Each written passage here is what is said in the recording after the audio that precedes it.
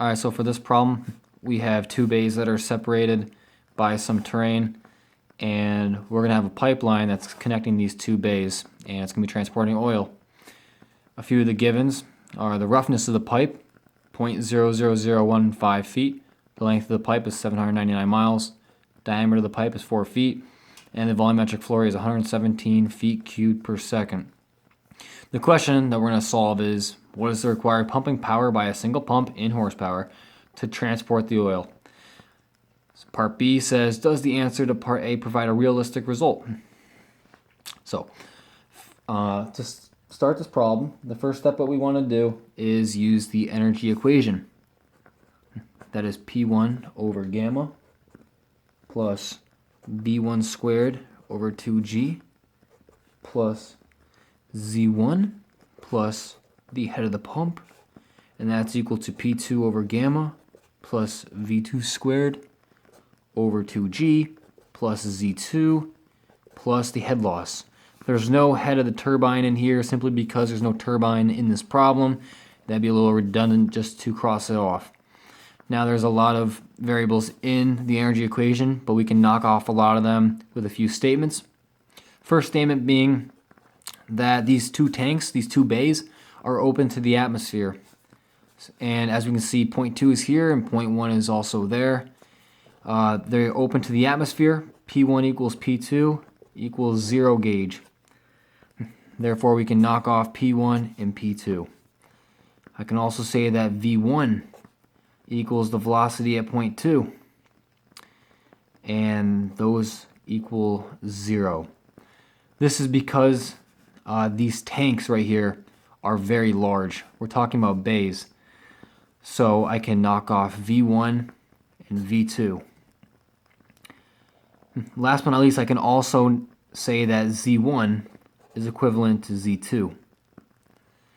Even though we have this terrain that connects the two bays, it's simply arbitrary, and the points in question, point 1 and point 2, are at the same elevation. So I can cross off Z1 and Z2. All that we're left with is just the head of the pump equals the head loss.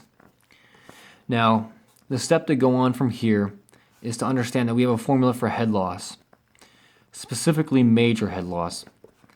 That's the friction factor times the length of the pipe over diameter times the average velocity squared over 2G. Now, I said this is the major head loss.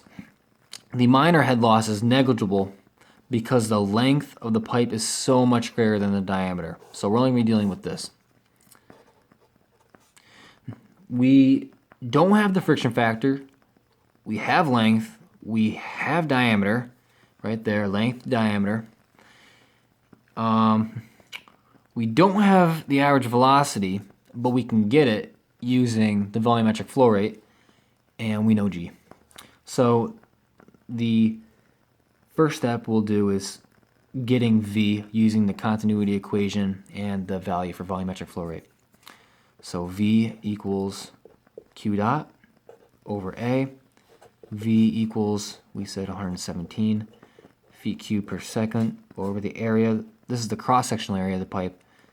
Pi over 4 times the diameter squared. Diameter is 4 feet. So 4 feet squared. This gives us a velocity of 9.31 feet per second. Cool, so now we know V. All we need left now is the friction factor, and we can get that by using the relative roughness and the Reynolds number, both which we have to calculate. Easiest one is the relative roughness.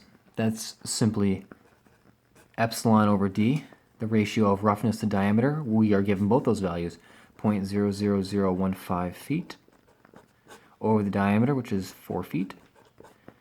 And that gives us 0.0000, that's 4 zeros, 375, I'll fix that 3, and that's unitless. The feet cancel.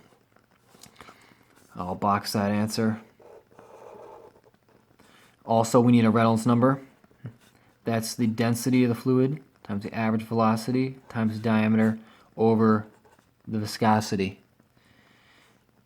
We know the average velocity, we know the diameter, and we can find out what the density and the viscosity are through tables.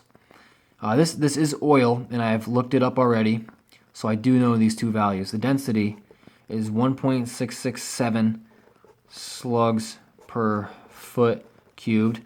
Velocity 9.31 feet per second from there, times the diameter 4 feet, and all that is over the viscosity, which I found to be 8 times 10 to the negative 5th pound seconds over foot squared. Right. So our Reynolds number comes out to be 7.76 times 10 to the 5th. I'll box that answer as well. All right, so we have our relative roughness value. We have our Reynolds number. We have everything we need now to get the friction factor. We can use the Moody diagram or the Moody chart to get the friction factor approximately, or we can use a more exact way with the Holland formula and just do the math on it. I'll be doing it that way with the Holland formula. So the formula for that is the friction factor equals negative 1.8 log of this big quantity right here, 6.9 over Reynolds number, plus the relative roughness over 3.7, that quantity to the 1.11 power. Close that up, and I'll just put all of that to the negative second power. So right here, that's where the Reynolds number goes clearly, and relative roughness value right there. Putting our two values in that we calculated before, we get a friction factor of 0.0127. So I will box that answer as well. Alright, so before, we could not figure out what the head of the pump was because we didn't know the friction factor. Now we do. So we can solve for that now. So I'll just flip to a cleaner side. Alright, so we said that the head of the pump was equivalent to the friction factor times the length over diameter times the average velocity squared over 2g.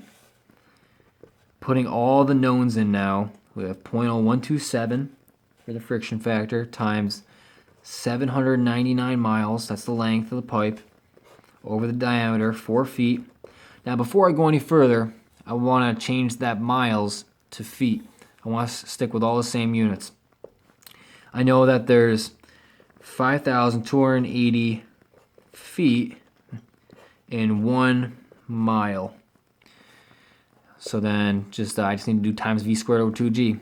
So times 9.31 feet per second squared over 2 times g is 32.2 feet per second squared. Alright, so as an answer, the head of the pump, we get 18,027 feet. So at this point in the problem, we are pretty much done. We just need to use the head of the pump into the power formula to get our answer. So let me just box that first and write down the power formula. So power of the pump equals the head of the pump, which we just got, times gamma times the volumetric flow rate, Q dot. Now this formula can be written a multitude of different ways using m dot or velocity, whatever.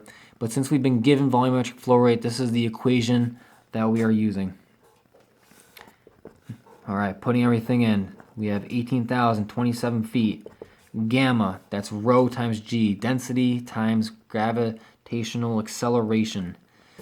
So we said the density was 1.667 slugs per foot cubed. And gravity, 32.2 feet per second squared. And now I just need my Q dot, which I said is 117 feet cubed per second. All right. So for my power, what do I get? I get 1.13 times 10 to the 8th foot pound per second.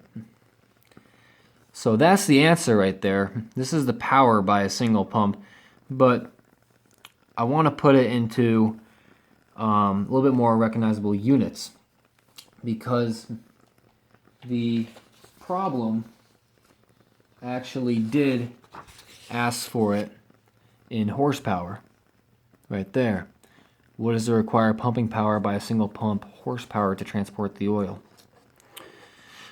So to do that, I simply just use the conversion formula. I'm going to multiply that answer by 1 horsepower and its equivalent, 550 foot times pound over second.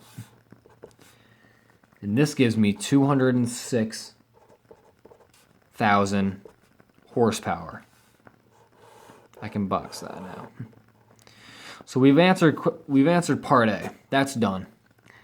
And part B simply asks for, does this answer make sense, and does it provide a realistic result? Well, does it? 206,000 horsepower by a single pump. That's just too much. It doesn't make sense.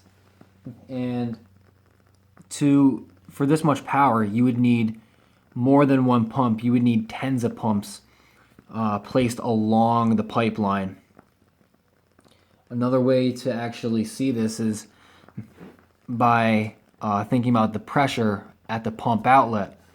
So, the pressure, pump out equals gamma times head of the pump. So this is simply just, pressure, head times gamma. That's how we get back to pressure. We know what this gamma was. It was 1.667 slugs per foot cubed times 32.2 foot over second squared. We said the horsepower, no, this is the head of the pump, was 18,027 feet. And I'm also going to multiply this by 1 over 144. This is 1 foot squared over 144 inches squared to get our answer.